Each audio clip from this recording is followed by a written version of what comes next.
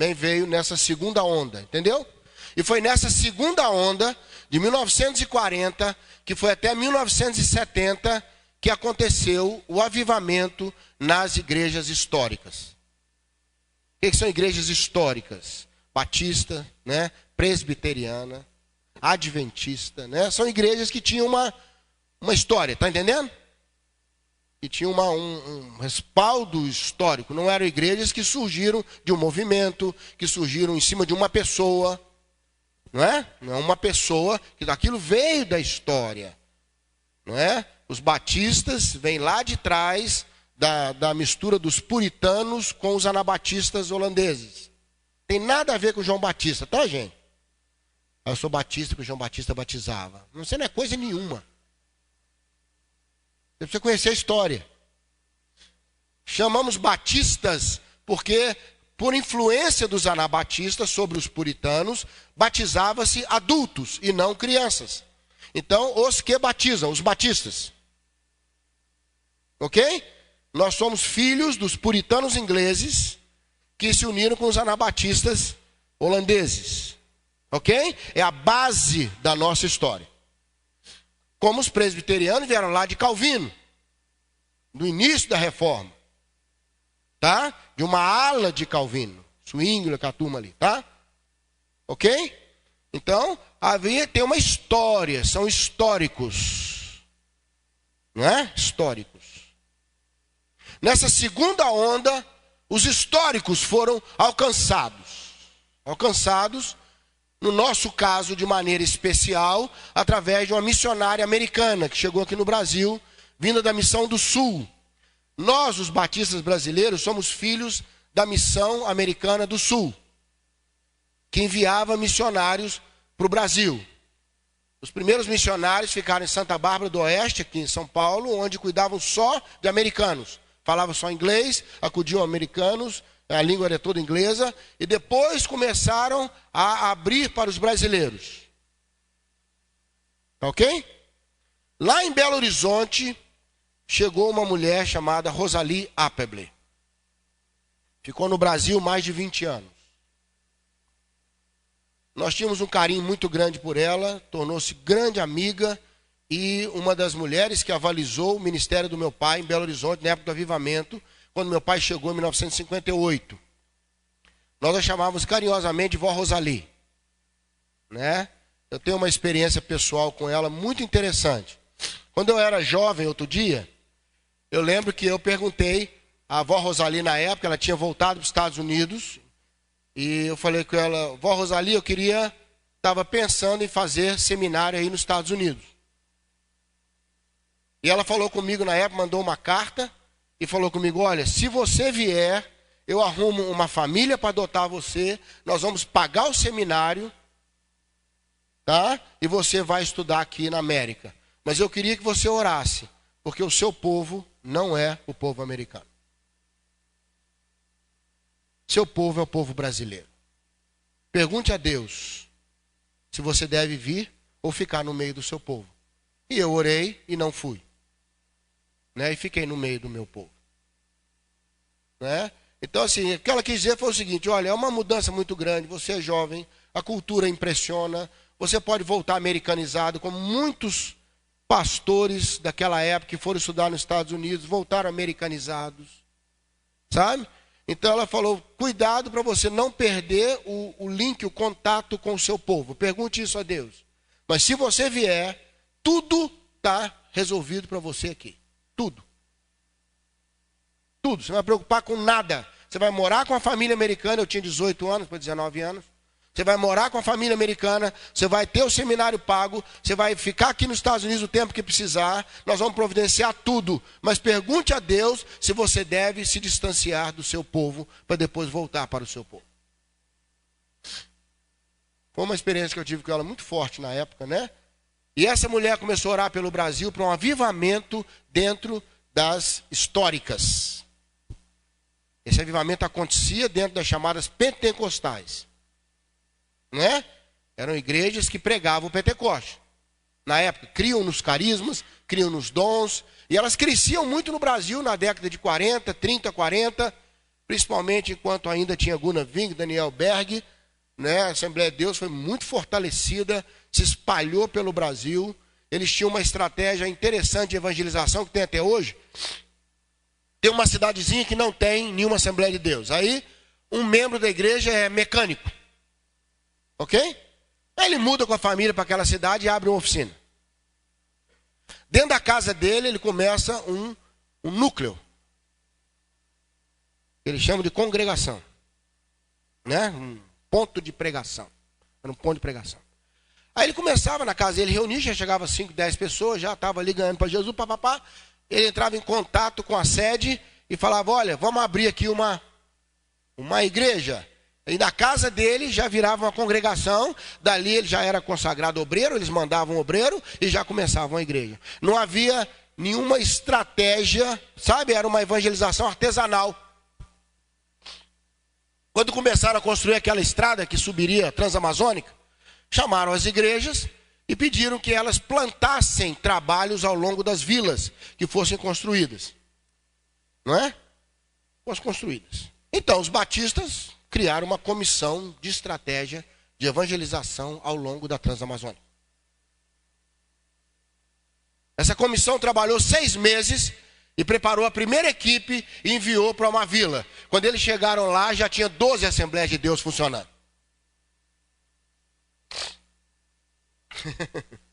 Só para te dar um exemplo da rapidez e eficácia com que eles operam. Não é? Só para te dar um exemplozinho. Então ela começou a orar. E ela enviava para os pastores batistas um folhetozinho chamado folheto de poder. Onde ela orava por eles. Onde ela punha versículos bíblicos. Onde ela, sabe? E meu pai começou a receber esses folhetos. Nessa época ele era pastor já na Bahia. Meu pai veio de uma cidadezinha pequena, perto de João Pessoa, chamada Santa Rita. Nasceu lá em 1921. Minha avó, a mãe do meu pai, era filha do filho do fazendeiro com uma das moças da fazenda.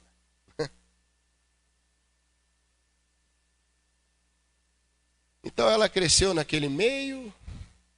E ela teve meu pai e mais 2 irmãos. Os 3 ficaram doentes, eu contava para o pastor na vinda.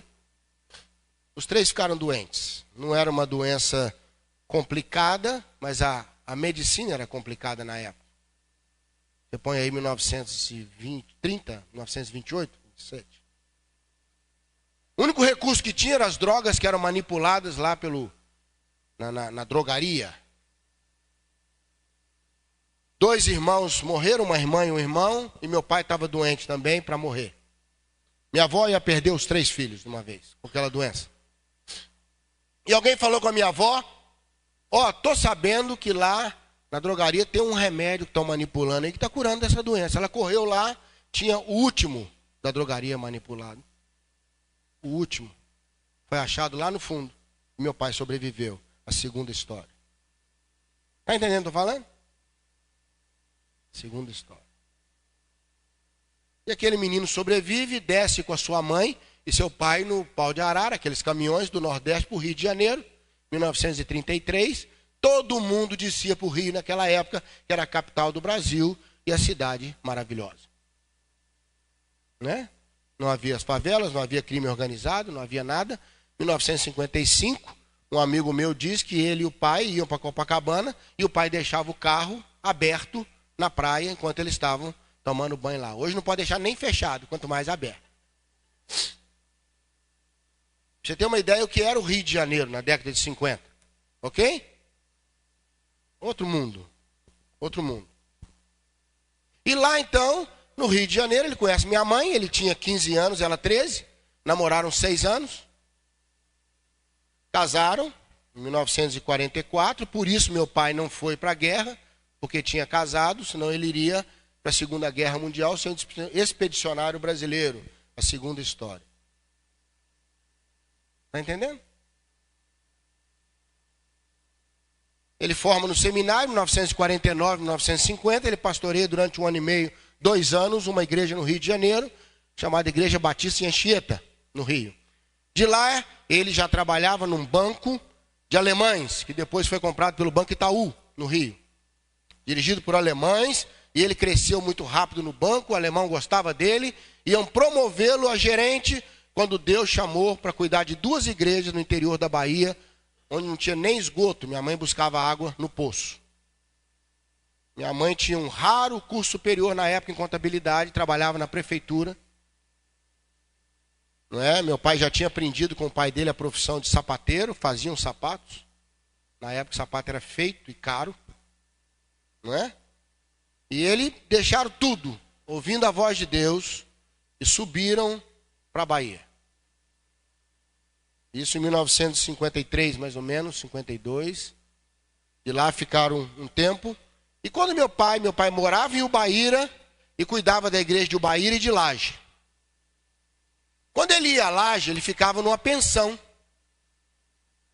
Sempre era recebido lá, ficava nessa pensão, cuja dona era a mãe do pastor Rosivaldo de Araújo, que na época era um adolescentezinho. E onde meu pai ia, aquele adolescente ia atrás dele. Seguia ele, gostava dele, tudo ficava atrás dele. Pastor, depois se tornou o pastor Rosivaldo de Araújo, né? E foi o apóstolo do Nordeste, da renovação espiritual.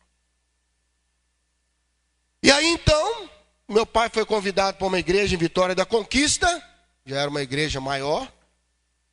Chegou lá e em 1955, numa manhã de setembro, meu pai teve uma experiência com Deus dentro do escritório. Já bombardeado pelas orações e folhetos de Rosalie Appleby. Já aberto, ele falou, se isso é uma experiência para hoje, Deus, eu quero ter essa experiência. E naquele dia, sozinho no escritório pela manhã, ele ficou cheio do Espírito Santo. Não falou em línguas. O dom que chegou para ele foi de pregar da palavra. Línguas veio depois. Quando ele subiu no púlpito pregar no próximo domingo, estava diferente. Estava diferente, a palavra foi diferente, o jeito foi diferente. Aí ele conheceu uma coisa chamada unção. Você sabe que unção é assim, uns são e outros não. Quem tem, tem. Quem não tem, não tem. Finge que tem, imita quem tem, parece que tem, faz um barulho, mas não produz nada. Não é? Nada. Unção é como a professora que virou para o menino e falou assim, como é que você pode me falar que crê num Deus que você não vê? E o menino falou, Deus, para mim, professora, é como o açúcar que a mamãe põe no leite. Eu não vejo ele, mas sei que está lá, porque o leite fica doce. Se o seu leite estiver doce, professora, é porque Deus está lá. Isso é sabedoria. Hein? Porque a gente sabe quando o leite está doce e quando não está doce. Você sabe. A gente sabe quando Deus está ou não está. Não precisa ver, não. Não é? Eu tenho amigo que posso ficar 10 anos sem encontrar. Eu sei que ele me ama. E tem gente que eu vejo todo dia e eu sei que não gosta de mim.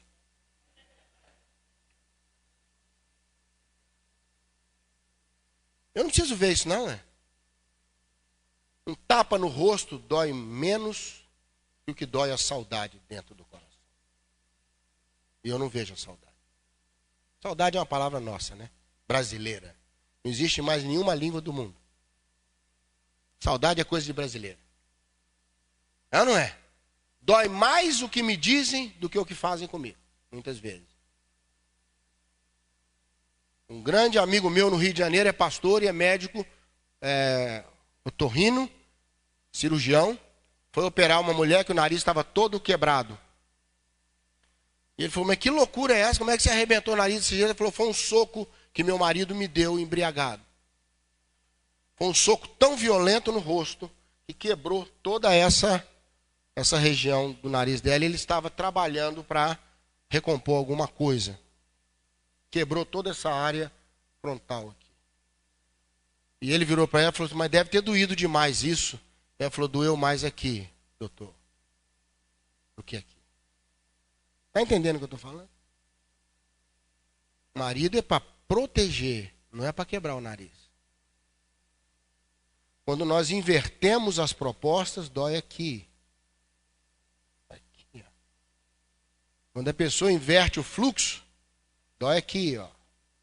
Achei que era meu amigo. Hein? Davi falou assim, sabe o que me dói? E quem tentou me apunhalar foi a pessoa que subia comigo para o templo. Para louvar a Deus. Isso que dói. Não é? Fogo amigo sempre dói mais que fogo inimigo. Fogo amigo é perto. Não é assim? Ou não? Estou enganado. Não é? Então, a história correu e meu pai teve a experiência. Mudou, a unção veio para a vida dele, a igreja respondeu de outra maneira, começou a mudar tudo. E ele foi convidado por um grupo de irmãos em Belo Horizonte, em 1958.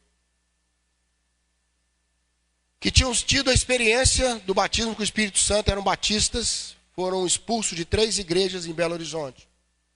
E esses irmãos se reuniram para orar. Esses 3 grupos dessas 3 igrejas. Esses 3 grupos somados com meu pai e a sua família davam 33 irmãos. E eles convidaram meu pai, se ele aceitaria começar uma igreja com esse grupo na visão do avivamento. E Deus falou ao coração do meu pai, e ele mais uma vez se movimenta com a sua família. Já tinha minhas 2 irmãs mais velhas, tinha minha irmã baiana, e eu estava no projeto. Eu acho que vamos esperar chegar em Minas para ele nascer. Não é? Em 1958, meu pai desce para Belo Horizonte com a família, e em dezembro daquele ano, eles fundam uma igreja pequenininha, num bairro chamado Lagoinha, numa oficina de carro alugada, que é hoje a Igreja Batista da Lagoinha, em Belo Horizonte. 33 irmãos. E dali, no meio da segunda onda, enquanto Billy Graham chegaria no Brasil na década de 60, no Maracanã, enquanto as tendas já não existiam mais, o ministério de tendas, mas as igrejas já estavam florescendo, a Igreja Batista era liderada fortemente pelos missionários americanos. Nesse contexto, um paraibano casado com uma carioca, e seus filhos e um grupo de irmãos em Belo Horizonte experimentou um grande avivamento. Em 1959 eu nasci e como o avivamento foi até 65, eu tive a oportunidade de participar de algumas reuniões de avivamento. Por isso que eu tenho um pouco de dificuldade com as reuniões chamadas hoje de avivamento. Primeiro que se você anuncia que vai ter um avivamento, não é avivamento. O avivamento você percebe depois que passou. Está entendendo? Você não tem como dizer, estamos em avivamento. Vamos ter um avivamento. Você não anuncia isso igual vou comprar um carro novo. Isso é uma catástrofe. É um tsunami. Eu perguntei para o meu pai certa vez, vocês sabiam que estava em avivamento? Ele falou, sabia o quê? Ninguém sabia nada não, meu filho. A gente era levado pelo vento. Quando a gente via, as coisas estavam acontecendo. A pianista da igreja ficou arrebatada, ficou 3 dias arrebatada, sumiu. Foi embora, ficou lá o corpo lá. Voltou na alegria das coisas que ela viu e tal. 3 dias, foi embora. Perdemos a pianista da igreja. Os cultos acabavam no domingo, os irmãos não conseguiam ir para casa, iam uns para a casa dos outros e oravam até segunda de manhã e iam direto para o trabalho. Vigílias espontâneas de oração. Eles estavam conversando depois do culto, começavam a falar em línguas uns com os outros. Um grupo no canto começava a rir, que ninguém fazia parar. Minha mãe, quando começava a rir, meu filho, eu já sabia. Larga a velha no canto. Até passar esse negócio aí. Hein? Ela ria. Sabe, ficava aí um grupo de irmãos começava a rir, não parava mais não. Sabe? E um grupo de jovens começou no domingo à tarde, alugaram um caminhão, pegava esse caminhão, ia pela cidade de Belo Horizonte, pregava de cima do caminhão, evangelismo espontâneo. Tiveram que criar uma reunião na segunda-feira à noite, chamada culto de poder, só para orar pelas pessoas, para serem cheias do Espírito Santo. Porque no domingo não dá tempo de atender aí. Na segunda-feira o povo vinha, meu pai falava assim, quem não tem a experiência ainda? Vem aqui na frente. A pessoa no caminho já ficava cheia do Espírito. Ô, gente, era uma abundância assim. Tinha gente que levantava do banco para receber oração de cura, chegava na frente e já estava curado. Meu cunhado tinha aquele negócio deformante, como é que chama? Que a pessoa fica assim toda. Não sei o que, infeccioso, deformante, tem um nome esse negócio.